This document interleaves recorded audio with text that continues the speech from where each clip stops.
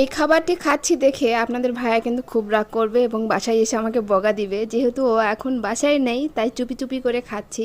Please বকা দিও না। হ্যাঁ, অনেক দিন ধরে খেতে মন চাইছিল, তাই তো আজকে খেলাম। তবে আপনাদের মাঝে শেয়ার করবো বিধায় ভিডিও করাটি। এই খাবারটি খেতে আপনারা কারা কারা পছন্দ করেন অবশ্যই কিন্তু কমেন্ট করে জানাবেন।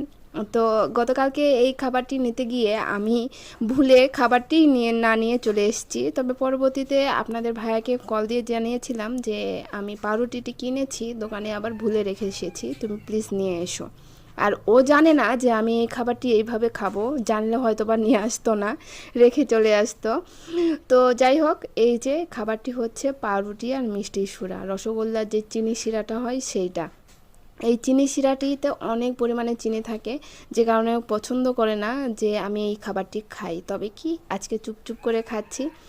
তো আপনারা এইভাবে যদি খেয়ে থাকেন অবশ্যই কমেন্ট করে জানাবেন। আর আমার ভিডিওটি কেমন লাগলো তাও জানাবেন, কিন্তু যারা নতুন দেখছেন তারা ফলো দিতে ভুলবেন না। আর আমি এই যে ভিডিও এডিট করতে করতে আমার মুখে পানি চলে আসছে, আমার কথাগুলো কেমন জানি হয়ে যাচ্ছে। তো আমি খাই, আপনারা দেখুন আর কমেন্ট করে জানান যে কেমন লাগলো আজকের এই ভিডিও। সবাইকে শুভ দুপুর, সবাই ভালো থাকবেন, আল্লাহ হাফেজ।